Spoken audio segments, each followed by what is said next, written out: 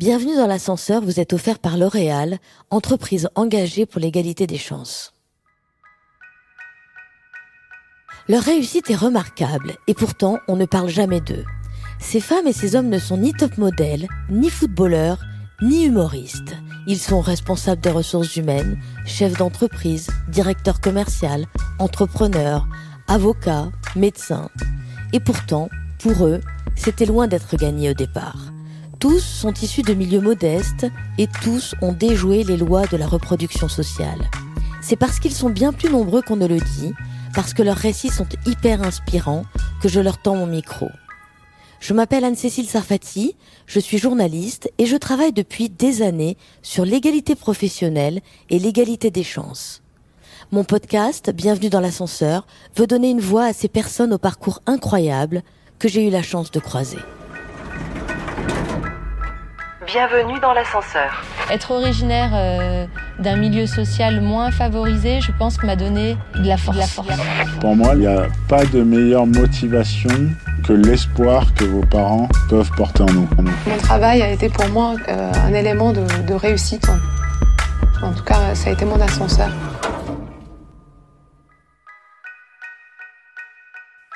Aujourd'hui, je reçois Geoffrey Wetzel qui a un poste très important dans un groupe de médias. Il est journaliste. Bonjour Geoffrey. Bonjour Anne-Cécile. Entrons ensemble dans votre ascenseur social. Quand vous vous regardez dans le miroir, qui voyez-vous aujourd'hui ? Alors je suis Geoffrey Wetzel, j'ai 27 ans. Je vis dans les Hauts-de-Seine avec ma fiancée et je suis rédacteur en chef pour 4 magazines, dont le mensuel économique et entrepreneurial Eco-Réseau Business, au sein d'un groupe de presse indépendant qui s'appelle El Média. Et je travaille à Paris, dans le 14e arrondissement. Et quand vous démarrez dans la vie, c'est quoi votre rez-de-chaussée ? Vous partez d'où, Geoffrey ? Alors j'ai grandi dans un petit village, un tout petit village dans le Doubs, donc en Franche-Comté, à une vingtaine de minutes de Besançon. Un village qui s'appelle Cussé-sur-le-Nion. Auprès de mes parents, on avait un appartement à la campagne, puisqu'on avait des voisins au-dessus de nous. Alors j'ai 3 frères, j'ai grandi plutôt avec le 3e, donc je suis le petit dernier, puisque les deux premiers, il y a une différence d'âge assez marquée, et ils ont quitté le domicile familial assez rapidement, plutôt jeunes. J'ai grandi auprès de parents brocanteurs, qui n'ont pas fait d'études. Mon papa a quitté l'école à 15-16 ans, quand c'était possible de la quitter en tout cas. Mon grand-père paternel était déjà brocanteur. C'est un métier, si vous voulez, qui se transmet de génération en génération. Donc mon papa a fait cela. Il a rencontré ma maman assez jeune. Ils se sont mariés très jeunes, avant l'âge de 20 ans. Ils sont devenus brocanteurs tous les deux. Mes parents sont appelés pour débarrasser des maisons, par exemple. Ils retrouvent des objets, soit ils les achètent, soit on leur donne. Ils prennent aussi leur stock au sein de ventes aux enchères, auxquelles ils participent. Et concrètement, tous les week-ends, on a des brocantes, des vide-greniers auxquels j'ai participé aussi en étant petit, et sur lesquels mes parents vendent les objets achetés ou récupérés.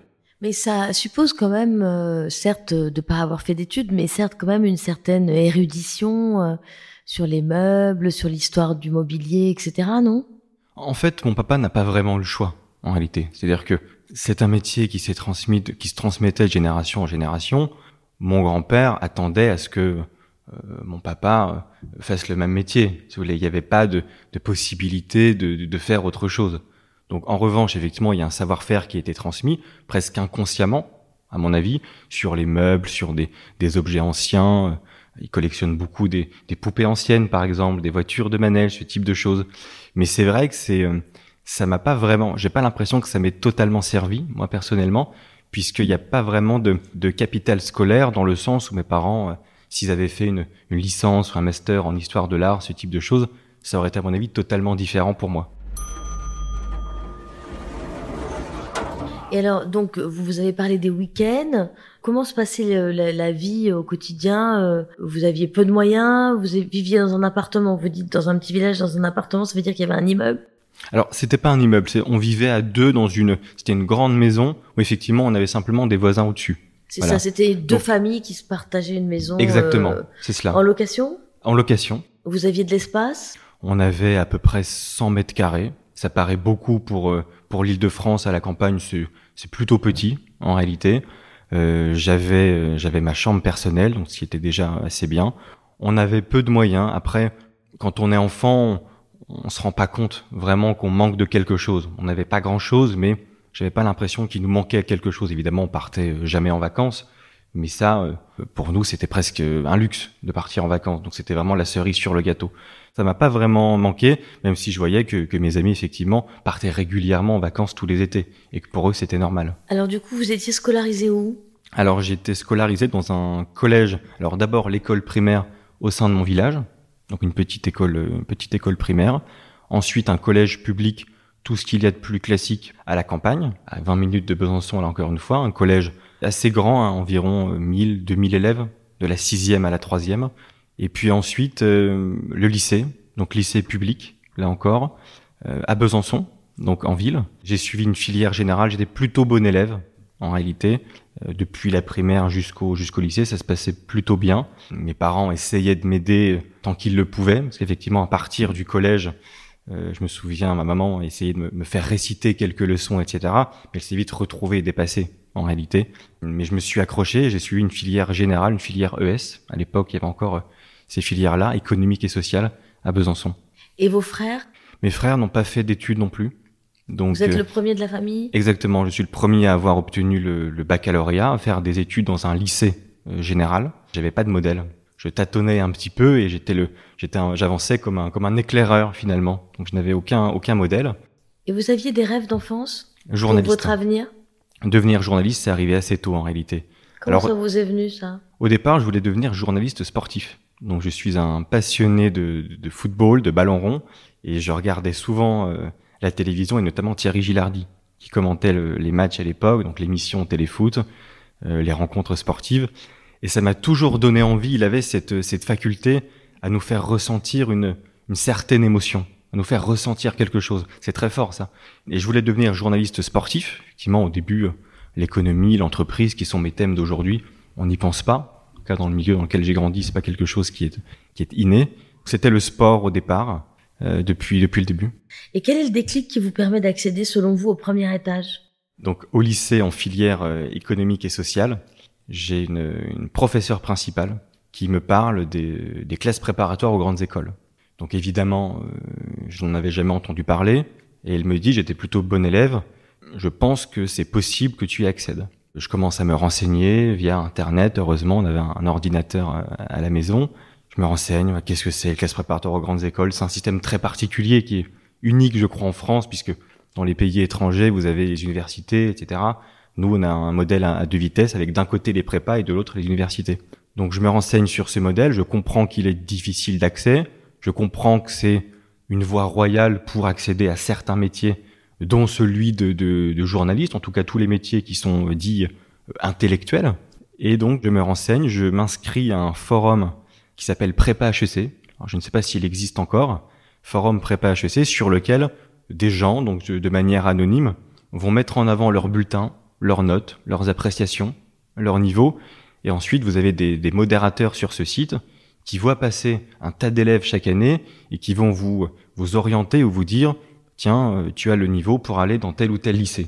J'ai publié mon bulletin de notes sur ce forum-là, en leur proposant aussi des vœux. À l'époque, c'était la plateforme APB, Admission Post-Bac. Donc je leur proposais des vœux.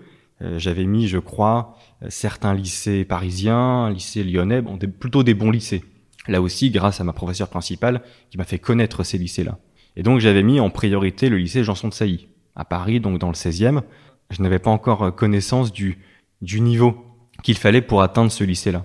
Et donc grâce à ce forum prépa HEC, on m'a dit non, avec ton niveau, avec tes notes, tu peux postuler à Janson de Sailly. Donc je postule, je suis reçu. Mais pourquoi celui-là? Alors je trouvais que je regardais le lycée parisien et j'hésitais entre Janson de Sailly et Henri IV. Et Henri IV, alors peut-être que c'est de l'autocensure ou je ne sais pas, mais je trouvais que c'était trop, que la marche était trop haute. Il y avait pas mal aussi d'informations sur Internet, etc. C'était le meilleur lycée de France. On en faisait trop et je pense pas que j'aurais été à ma place, ou alors peut-être que je me suis freiné, j'en sais rien. Mais j'ai préféré viser un lycée qui est déjà très très bon, mais qui n'est pas le lycée d'élite français. Bienvenue dans l'ascenseur. Quand vous étiez donc collège, lycée, école primaire, quel était votre entourage social? Alors j'avais des amis qui appartenaient plutôt à des classes moyennes, on va dire, classes moyennes inférieures ou supérieures, qui avaient des parents, certains professeurs, d'autres cadres assez classiques dans des entreprises.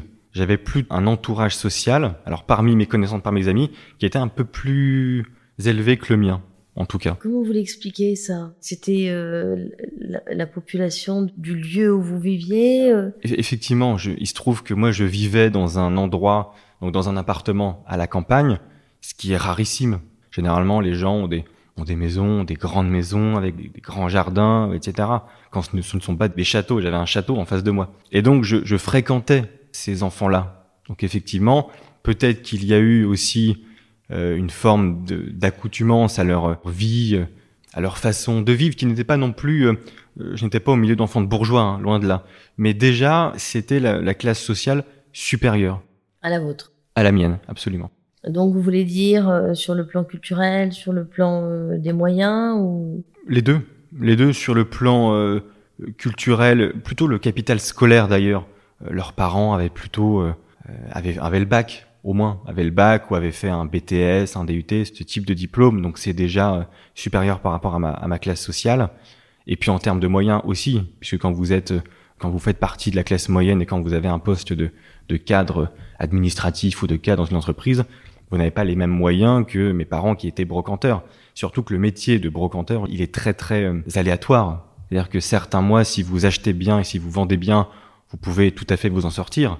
Mais peut-être que les 8, les 9, les 10 mois qui vont suivre, ça va être compliqué parce que vous n'allez pas vendre, vous allez moins vendre. Il faut toujours anticiper. C'est un métier aussi qui probablement est en pleine réinvention. Aujourd'hui, c'est revenu à la mode, probablement par le vintage, mais il y a eu quand même une grande période où les meubles anciens, tout ça, ça plaisait plus ou beaucoup moins en tout cas. Absolument. Il y a une période où ça plaisait moins, donc il fallait trouver d'autres choses. L'essor d'Internet a aussi été important pour mes parents. Alors dans le bon sens comme dans le mauvais. Dans le bon sens, c'est-à-dire qu'ils ont pu acheter et accéder à des objets qui étaient vendus sur les réseaux sociaux, sur des sites comme eBay, Le Bon Coin, etc. Et en même temps, tout le monde s'est mis à devenir brocanteur ou à faire les vide-greniers, à faire les brocantes. Il y a plus de différence quasiment aujourd'hui entre des brocantes et des objets anciens et des vide-greniers où vous trouvez du neuf, du plastique ou etc. Donc tout le monde s'est mis à devenir brocanteur, ce qui fait que c'est plus difficile pour mes parents de se démarquer. Vous l'avez vécu ça, vous, en tant qu'enfant? Vous l'avez mesuré pendant votre enfance? Non, en tant qu'enfant, on s'en rend pas compte. Et puis pour être honnête, alors j'y participais, j'aidais mes parents les week-ends à faire les brocantes, etc. Mais je m'y intéressais pas complètement, pas à 100%. J'avais vraiment en tête de voir ce qui se passait ailleurs, de voir autre chose et d'accéder à ce métier de journaliste pour lequel je suis vraiment tombé amoureux très tôt. Donc, si vous voulez, la brocante, c'était, voilà, mes parents faisaient ça. Alors mes frères aussi, 2 de mes frères ont fait ça et ont suivi un peu les traces de mes parents, hormis le troisième, enfin le deuxième dans l'ordre, qui est devenu responsable logistique, sans faire d'études. Donc là aussi, il y a une forme d'ascension sociale, mais on va dire non pas par le capital scolaire, mais avec l'expérience tout simplement, parce qu'il a démarré préparateur de commandes. Donc voilà, moi j'ai un peu mis de côté cet univers-là de la brocante pour me concentrer très rapidement sur ce que je voulais faire. Donc, revenons à votre premier étage. Je suppose que c'est d'entrer en prépa. Donc, vous entrez en prépa à Janson-de-Sailly ? C'est ça. On est en 2015, je crois. Prépa Janson-de-Sailly, donc 16e arrondissement. Le lycée de gens très très connus. Elisabeth Borne, Édouard Philippe, etc. Ça impressionne. Mes parents m'accompagnent. J'ai obtenu l'internat, ce qui était quasiment la condition sine qua non pour arriver à Paris. Donc, vous êtes logé ? Donc, sur place. Logé. Dans le 16e arrondissement de Paris. Dans le 16e. Préciser, c'est-à-dire donc en même temps un quartier ultra bourgeois. Absolument. Ultra bourgeois, rue de la Pompe, voilà. Nourri, logé, environ, mes parents déboursaient 350 €, je crois, par mois, pour vivre dans le 16e et être nourri. Donc ça, je pense que c'est important de rappeler certains chiffres pour éviter aussi toute autocensure et pour montrer que parfois on a peut-être tendance à surestimer certaines choses. Donc, alors Janson-de-Sailly, univers social complètement différent, évidemment. Vous avez un choc ? Oui, il y a un choc social, un choc culturel, avec des gens qui sont là, qui viennent d'ailleurs non pas simplement des meilleurs lycées français, mais des meilleurs lycées français de l'étranger aussi. Donc des gens qui sont bilingues, voire trilingues pour certains. J'avais un gros retard en anglais notamment, enfin dans toutes les matières à peu près, mais l'anglais était vraiment marqué. On se croit plus ou moins bon dans son lycée à la campagne parce que on a des bonnes notes en anglais, et puis on arrive dans un lycée où les 3/4 de la classe sont bilingues. Donc effectivement, vous êtes tout de suite parmi les mauvais, entre guillemets. Donc un retard sur beaucoup de matières, des gens qui ont voyagé un peu partout dans le monde, des gens qui n'ont pas la même culture que la vôtre, donc effectivement qui fréquentaient les musées beaucoup plus que vous, qui étaient déjà allés au théâtre ou à l'opéra, enfin ce genre de choses. Ce ne sont vraiment pas des clichés. Je l'ai vécu, et donc moi j'arrivais, c'était complètement, c'était un gouffre en fait entre la campagne et ce lycée dans le 16e arrondissement. Et est-ce que vous avez eu des complexes ? Bien sûr, des complexes. En fait, on s'efface un petit peu, entre guillemets. C'est-à-dire que l'objectif, donc j'étais boursier, on essaie de pas trop s'attarder dessus, de pas trop en parler. D'où l'on vient, on reste un peu vague. Voilà, je viens de Besançon, à la frontière suisse, etc. Ce que font les parents, même chose, plutôt dire antiquaire que brocanteur, parce que ça passe mieux entre guillemets.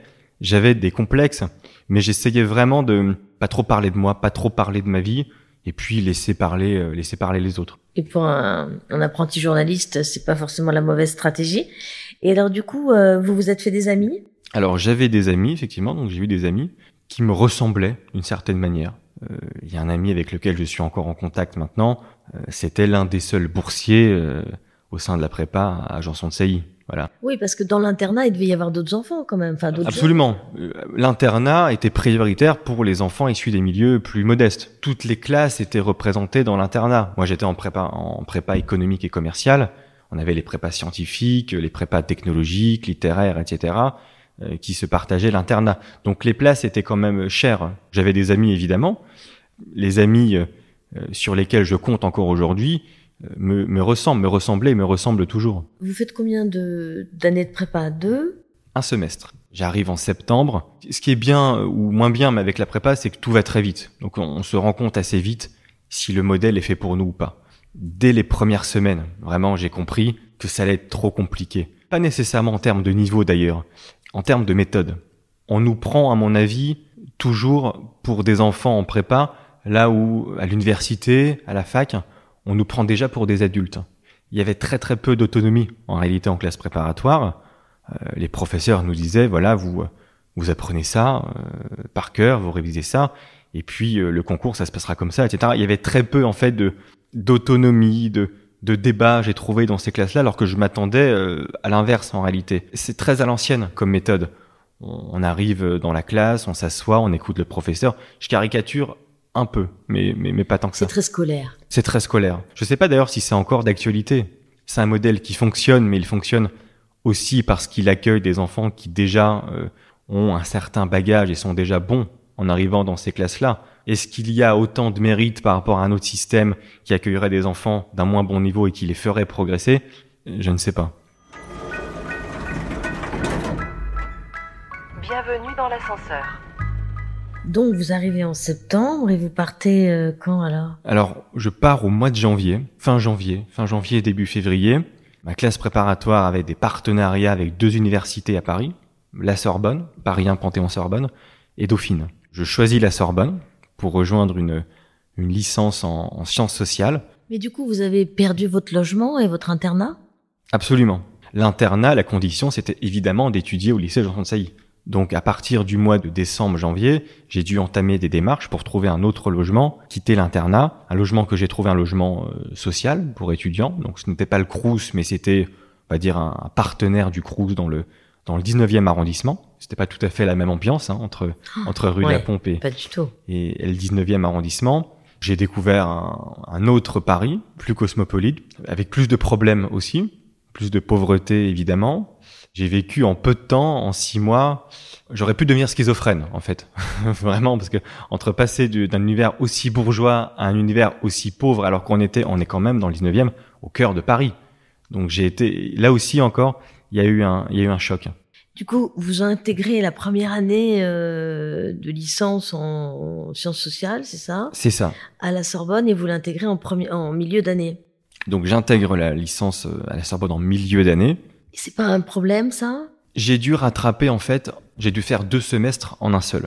C'est-à-dire que à la fin de l'année, donc au mois de juin, juillet, lorsque tous les étudiants passent leurs partiels de première année, moi j'ai dû passer les partiels du second semestre, plus aller passer les partiels du premier semestre en même temps que les étudiants qui avaient raté leur examen au premier semestre. Donc en même temps que les rattrapages, si vous voulez. Donc j'ai validé la première année, les 2 semestres en un. J'avais des camarades de classe qui m'ont transmis leurs cours, etc. pour rattraper.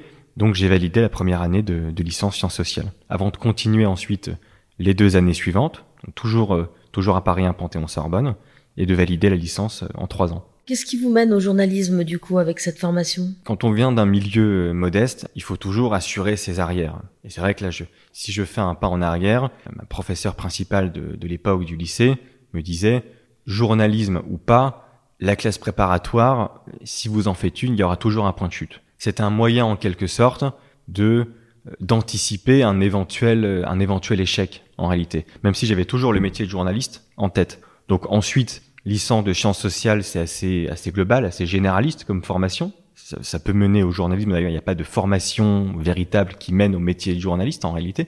Même s'il y a des écoles de journalisme qui sont reconnues et c'est plus simple ensuite pour exercer le métier. Il y a beaucoup de détenteurs de la carte de presse qui n'ont pas fait d'école de journalisme. Donc ensuite, j'ai validé cette licence en sciences sociales et j'ai fait un master d'économie à la Sorbonne avec une spécialisation en 2e année, parcours communication et information économique et financière.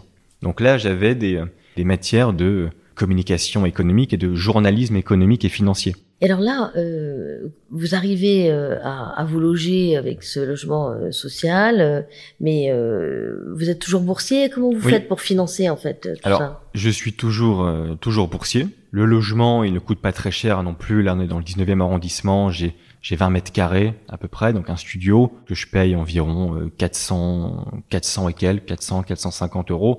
Encore une fois, abordable à Paris intramuros.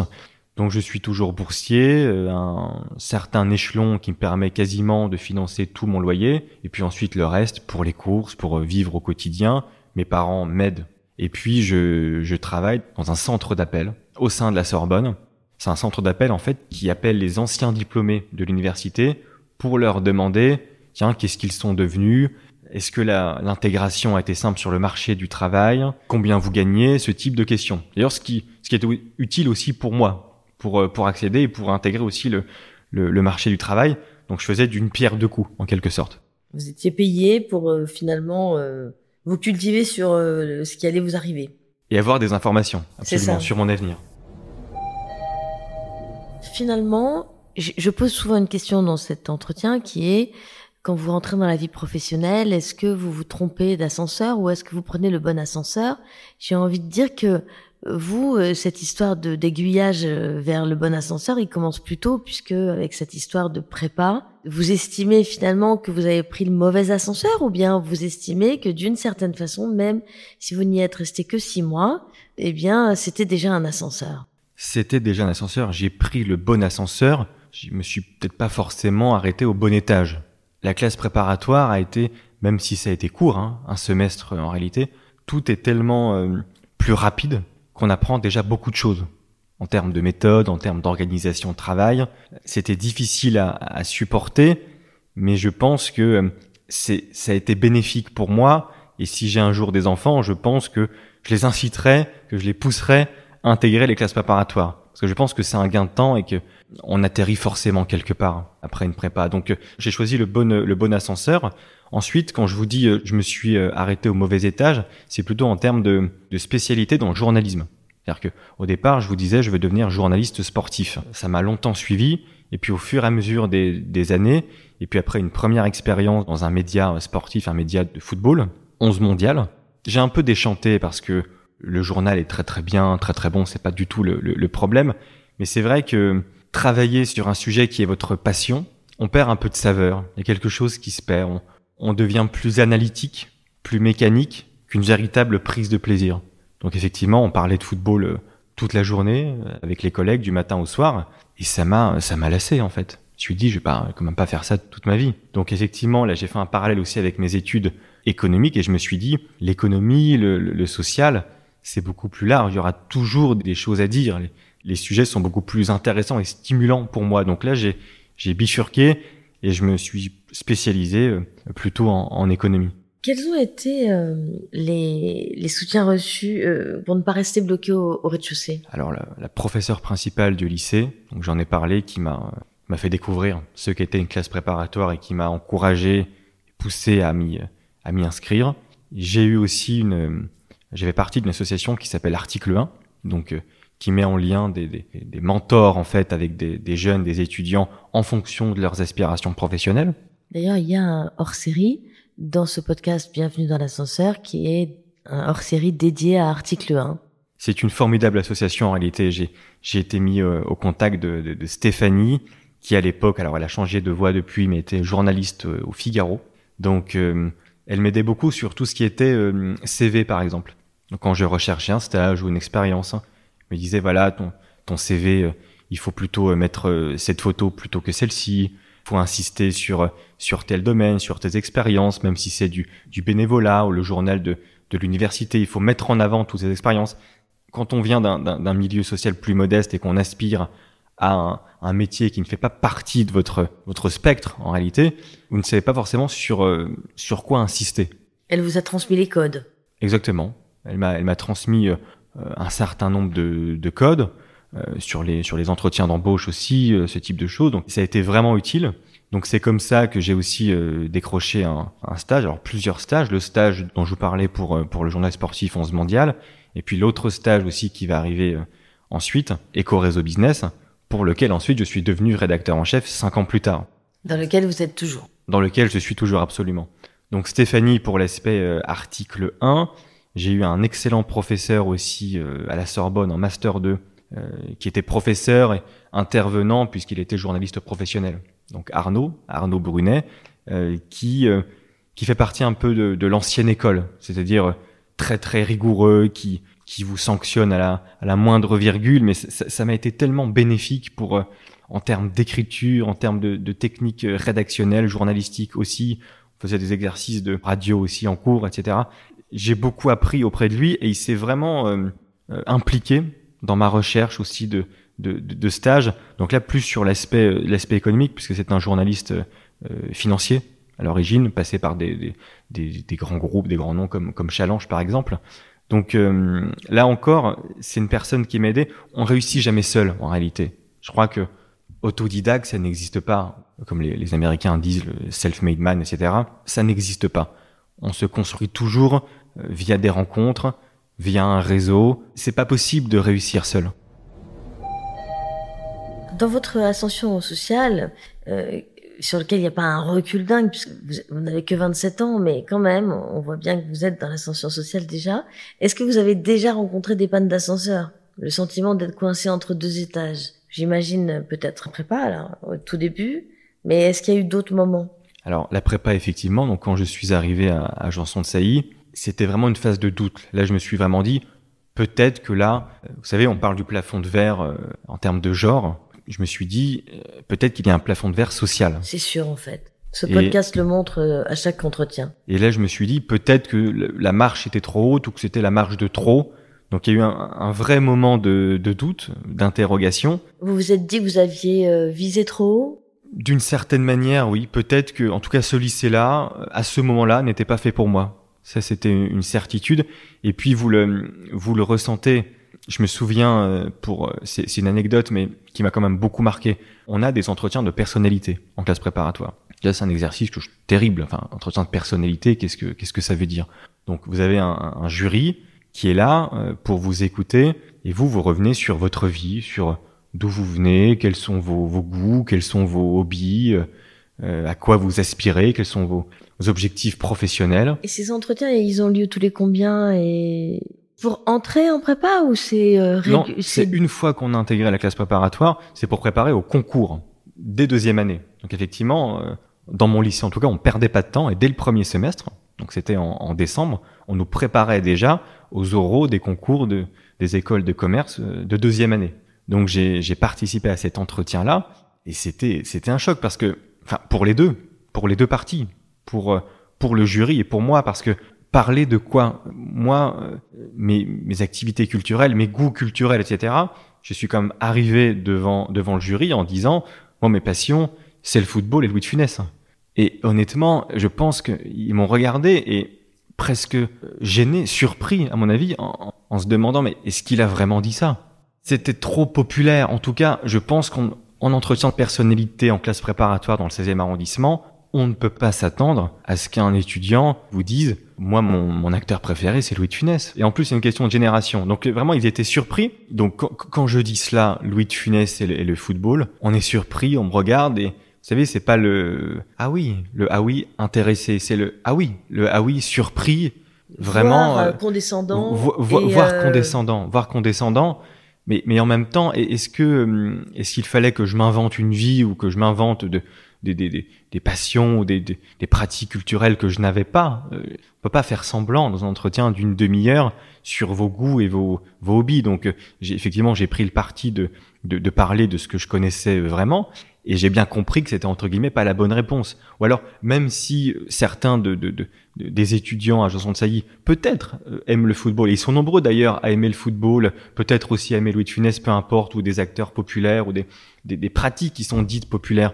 Mais en tout cas, en entretien de personnalité, quand on aspire à intégrer des grandes écoles ou ce type de choses, ce n'est pas la réponse attendue, en tout cas. Et bon, en dehors de cet entretien qui vous a traumatisé, est-ce que vous avez croisé d'autres types d'obstacles? Est-ce que vous avez croisé des discriminations, par exemple? Non, j'ai jamais eu le sentiment d'avoir subi de discrimination. Et puis, même à Janson, j'ai essayé quand même encore une fois, de me fondre dans la masse. Ce qui fait que j'étais pas perçu comme le campagnard, si vous voulez. D'un point de vue vestimentaire, on essaie d'être un peu plus sobre, de pas trop se montrer. Vous passez entre les mailles du filet et puis on ne vous embête pas trop. En revanche, vous parlez des difficultés. Je crois qu'il y a une difficulté qui vous suit toujours. C'est celle de ne jamais vraiment se sentir exactement à sa place. Effectivement, à Janson, je l'ai beaucoup ressenti, mais même aujourd'hui, tant que journaliste et même rédacteur en chef maintenant, je suis amené à fréquenter des gens, à interviewer des personnalités de haut niveau, de premier plan, des anciens ministres, des grands chefs d'entreprise, voilà, des gens qui sont très très médiatisés. Et je me dis toujours, mais finalement, pourquoi moi, au fond? Pourquoi est-ce que moi je suis là, au milieu d'eux, en train de les interroger? D'autres auraient pu le faire. Et ça, ce sentiment-là, je ne sais pas si un jour il disparaîtra. Alors peut-être qu'il se réduit au fil du temps, parce que mine de rien, j'ai réussi à cocher des cases, entre guillemets. Le parcours, les diplômes, maintenant je les ai. Le statut, je l'ai. Ça peut rassurer d'une certaine manière, mais dans le ressenti, il y a toujours quelque chose qui n'est pas normal. Voilà, on se sent pas forcément toujours à sa place. Légitime, voilà, c'est un problème. C'est la légitimité. Bien sûr. Et j'ai eu la chance, pourtant, parmi les personnes qui m'ont aidé, vous me posiez la question tout à l'heure, le directeur de publication, le fondateur du groupe dans lequel je travaille actuellement, et les médias, a eu cette capacité de neutraliser l'âge, de neutraliser l'effet de jeunesse pour me propulser au poste de rédacteur en chef. Là où peut-être d'autres se seraient dit, 26 ans, 27 ans, repasse dans 5-10 ans. Vous voyez, il y a eu cette confiance-là. Donc ça m'aide effectivement dans ma quête de légitimité, mais je pense que c'est un sentiment qui disparaîtra jamais. Bienvenue dans l'ascenseur. Mais quand on est journaliste, est-ce que moi j'ai été longtemps, je suis encore un petit peu, même si je ne suis plus rattachée à un média, mais la question de faire et de faire faire est une vraie question. Or, en tant que rédacteur en chef de 4 magazines, est-ce que vous avez encore le temps de faire ou est-ce que vous ne faites plus que faire faire? Nous sommes un petit groupe de médias. L'indépendance a un prix, ce qui fait qu'on est une petite équipe. On a 4 journalistes en interne, donc pour l'ensemble des magazines, les 4 magazines que je chapeaute. Et puis nous travaillons régulièrement avec des pigistes, donc un pool de pigistes réguliers, une quinzaine de personnes. Donc non seulement je rédige des articles, je mène des interviews encore, je rédige autant qu'avant, peut-être un petit peu moins, c'est vrai, mais il y a quand même un volume de travail qui reste important dans la rédaction d'articles. Et puis je fais faire aussi. comme vous dites. Donc, les deux rôles se cumulent en réalité. Donc, le journalisme, c'est un secteur particulier où on n'a pas encore ce luxe-là de simplement faire. Et puis, de toute façon, c'est pas ce qui m'intéresse de simplement faire. Moi, j'ai voulu devenir journaliste à l'origine. Donc, journaliste, c'est quoi? C'est rédiger avant tout. Donc, c'est vrai que j'ai une appétence particulière d'ailleurs pour la presse écrite, pour le web, plus que le côté un peu interview visuel que j'ai déjà réalisé aussi, parce que il y a moins de profondeur parfois quand une caméra est braquée sur vous, que vous avez un format réduit d'une dizaine de minutes, d'une quinzaine de minutes, vous allez beaucoup moins en profondeur. Là, ce podcast est très bien, hein, il est très long, mais dans des discussions plus informelles avec des gens, voilà, vous prenez le temps de boire un café avec ces personnes, avec vos interlocuteurs. D'ailleurs, les personnes se livrent plus, c'est plus intéressant pour l'article aussi. Et puis, c'est un vrai échange, donc c'est beaucoup plus intéressant d'un point de vue journalistique. Donc j'aime le contact, j'aime écrire beaucoup. Je pense que je suis plus à l'aise d'ailleurs à l'écrit qu'à l'oral, parce qu'à l'écrit on peut gommer, on peut revenir en arrière. À l'oral, c'est plus compliqué. Bienvenue dans l'ascenseur. Alors du coup, c'est une bonne transition vers ma prochaine question, qui est la question de l'ascenseur émotionnel lié à des parcours comme les vôtres. Vous en avez un peu parlé. Le fait de passer d'un milieu professionnel, enfin d'un milieu socio-culturel à un autre, est-ce que ça vous procure des émotions un peu exacerbées de temps en temps? Mais c'est pas de temps en temps, c'est souvent. C'est-à-dire que je sais que c'est comme s'il y avait deux logiciels. C'est-à-dire que quand j'exerce mon métier, quand je suis à Paris, voilà, dans le cadre professionnel ou professionnel et voire aussi de connaissances, etc. à Paris, c'est pas forcément le même logiciel que je suis en train d'activer par rapport au moment où je retourne chez moi, à la campagne, auprès de mon entourage, de ma famille, de mes proches, où c'est pas les mêmes choses qui vont intéresser. C'est-à-dire que moi, quand je retourne chez mes parents, on parle un petit peu de ce que je fais de manière très superficielle. Non pas forcément rédacteur en chef, oui, mais qu'est-ce que ça veut dire rédacteur en chef au fond dans la hiérarchie journalistique? Alors il y a le mot chef, c'est plutôt bon signe, c'est plutôt positif pour eux. Mais vraiment, est-ce qu'ils savent que c'est le poste le plus élevé dans la hiérarchie journalistique? Je n'en suis pas sûr. On parle très brièvement de ce que je fais. Ils sont abonnés aux différents journaux. Il y a quand même une certaine fierté. Ils les lisent, etc. Mais c'est vrai que c'est un passage. Sont deux univers complètement différents. Je sais que je dois pas me comporter de la même façon en fonction des contextes, tout simplement. Ils sont fiers de vous? Oui, absolument. Ils sont fiers de moi. Deux de mes frères ont suivi les traces de mes parents sur ce métier de brocante. Entre guillemets, le relais était passé, donc j'avais plus de liberté, en étant le petit dernier, donc j'avais le choix. Ils ont compris aussi assez tôt, au fur et à mesure de mes études, qu'effectivement, j'étais un petit peu différent quand même. Donc, que j'allais pas forcément suivre les pas, mais que j'aspirais à autre chose. Ils l'ont accepté. Ils m'ont encouragé aussi, aidé comme ils le pouvaient. Donc, il y avait un soutien financier minimal, mais qui était important. Ils ont toujours été très, très aimants avec moi. Donc, je pense que c'est important parce que la stabilité, c'est le socle, en fait, pour entrevoir quelque chose, pour réussir, à mon avis. Quand vous n'avez pas la stabilité, c'est difficile d'aspirer à quoi que ce soit et d'avoir des ambitions aussi élevées. Et alors, est-ce que changer d'étage, c'est forcément s'éloigner à jamais de son étage d'origine? Il y a déjà un éloignement géographique, parce que moi, durant les 18 premières années de ma vie, j'ai vécu avec mes parents dans ce petit village de 1000 habitants. C'est un confort, c'est un cocon d'une certaine manière. Donc éloignement géographique, puisqu'aujourd'hui, on se voit 1 à 2 fois par an, ce qui est très peu. Donc ça, seulement. Seulement. Donc c'est très difficile parce qu'évidemment, je travaille beaucoup, il faut prendre le train, etc. Bon, je n'ai pas toujours le temps. Donc ça, je sais que c'est quelque chose qu'ils regrettent, mais qu'ils comprennent. Il y a déjà cet éloignement géographique. On se téléphone tous les 2 jours, tous les 2-3 jours. Donc ça, je pense que c'est important. Ça, c'est un rituel. C'est un rituel, exactement. C'est toujours un plaisir de leur téléphoner. Voilà, il y a un lien qu'on doit évidemment garder, c'est super important. Donc il y a un éloignement géographique et puis un éloignement aussi un petit peu social. C'est-à-dire que évidemment, vous savez, dans les classes sociales, à quoi est-ce qu'on reconnaît une classe sociale privilégiée? On parle de tout et de rien. on a la capacité de parler de sujets extrêmement globaux sur ce qui se passe ailleurs dans le monde, en politique. Tous ces débats-là, tous ces sujets-là, dans les classes sociales les plus modestes, ça se réduit comme peau de chagrin. C'est-à-dire que on va parler on parle des voisins, on parle vraiment d'une certaine proximité, on parle de la famille, des proches. Et je sais que parler de certains sujets, c'est pas ce qui va intéresser. Et c'est dommage, mais vous voyez, donc quand je dis cet éloignement social, du fait du manque d'études, évidemment, ça en fait partie. Ils n'ont pas les mêmes priorités en réalité parce qu'ils sont déconnectés de cela. On est déconnectés.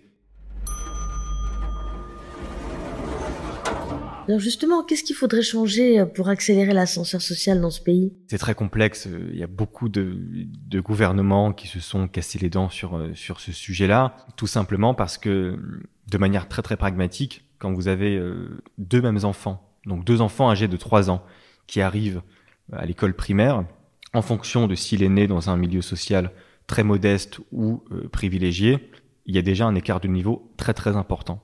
Il y a beaucoup de sociologues qui ont montré ça. Je pense à Bernard Lehr par exemple. Donc ça veut dire quoi? Ça veut dire que pour réduire les inégalités de départ, il faudrait faire quoi? Arracher les enfants de leur milieu social d'origine, c'est pas possible. Il faudrait alors que l'école soit capable de réduire ces inégalités-là.